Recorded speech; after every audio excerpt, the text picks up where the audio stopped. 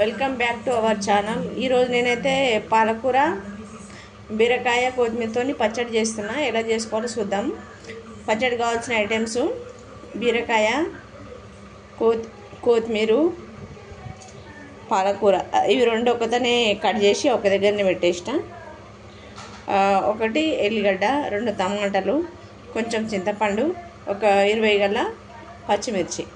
ఇప్పుడు ఎలా తయారు చేసుకోవాలో చూద్దాం.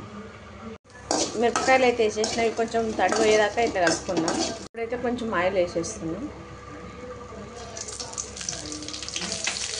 ఇట్లా కలుపుకున్నాం అండి. మంచి ఆయిల్ అంతా కలుపుకున్నాం. ఇవి జాగ్రత్తగా వేసుకోవాలి. మిరపకాయలు తిట్టుతాయి, చిట్టపట్ట తిట్టి ముఖం మీద కళ్ళల్లో పడక చేంజ్ అవుతుంది. ఇంకా కొంచెం వేగినాక తీసేస్తాం. కొంచెం వేగిపోయిన మిరపకాయలు అయితే మంచిగా వేగినాయి. ఇప్పుడు తీసేద్దాం. తీసి పక్కన పెట్టి తీసుకున్నాయి అన్నీ కట్ చేసి పెట్టిన పాలకూర, కొత్తిమీర వేసేసుకుందాం.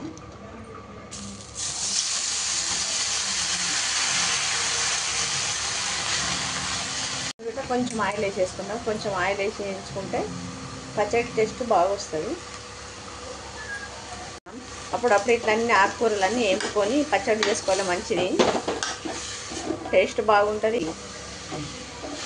దోశ చేసుకున్నా తినొచ్చు, చాలా బాగుంటుంది టేస్ట్. ఇట్లా మంచిగా మెత్తగా ఉడికేదాకా వేపుకోవాలి దీన్ని. ఇదంతా దగ్గరికి రావాలి. ఇంకా ఇప్పుడైతే కలిపి ఉడికిపోయింది మొత్తము. కొత్తిమీర, పాలకూర అంతా దగ్గరికి అయిపోయింది ఉడికి. వాటర్ అంతా పీల్చేసుకున్నది. టేస్తా చల్లగా కావాలి. ఇట్లా చేసి పెట్టుకుంటా. 2 టమాటాలు వేసేసుకున్నాం. ఇవి కొంచెం ఆయిల్ వేసేసుకున్నాం. కలుపుకున్నాం. ఇవి ఇంకా మెత్తగా ఇవి తీసి పక్కన పెట్టేస్తున్నా. ఒక అన్నకి బీరకాయలు వేసేసి వేయించేసుకున్నాం. ఇక చిన్న చిన్నగా ముక్కలు కట్ చేసినా. మరీ చిన్నగా ఏం చేయొద్దు, కొంచెం దొడ్డుగానే చేయాలన్నట్టు కర్రీ. కొంచెం ఆయిల్ వేసేసుకున్నాం. ఆయిల్ వేసి వేపుకుంటే టేస్ట్గా ఉంటాయి. మిరపకాయ వేసి ఇట్లంతా మంచిగా కలగలుపుకుందాం. మంచిగా కలిపిపోయేదాకా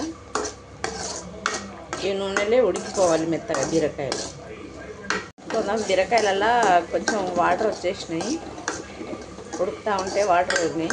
వాటర్ ఇంకిపోయేదాకా ఉడికించుకుందాం. ఇట్లా కలుపుకుంటూ మాడనివ్వద్దు. కొంచెం చింతపండు నానబెట్టేసుకున్నాం కదా, ఆ చింతపండు రెబ్బలు గిట్ట ఇందులో వేసేస్తున్నా. 2 కొంచెం సాల్ట్ వేస్తున్నా. 1 స్పూన్ వేస్తున్నా. సరిపోకపోతే మళ్ళీ తర్వాత వేసుకోవచ్చు. రెబ్బలు గిట్ట వేస్తున్నా పచ్చడిలో.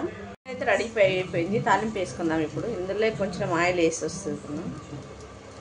అదే ఇక్కడ ఈ తాలింపు గింజలు వేసుకుందాం. జీలకర్ర, ఆవాలు, పప్పులు, 4 ఎండుమిర్చి వేస్తున్నా. అందులోనే అయిపోయింది. ఇందులో కొంచెం పసుపు వేస్తాం. కొంచెం పసుపు వేసేసుకుంటాం. వేసి పొయ్యి ఆఫ్ చేసేస్తాం. బాగా వేడిందని ఇందులో 2 కరివేపాకు రెబ్బలు వేసేస్తున్నాం. ఇగో పచ్చడి అయితే ఇలా అయింది. వేసేసుకున్నాం. ఇప్పుడు ఇందులో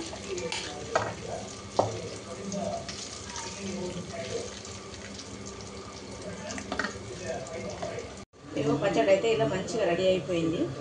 ఇట్లా ఒక బౌల్లోకి తీసి పెట్టేసుకుందాం.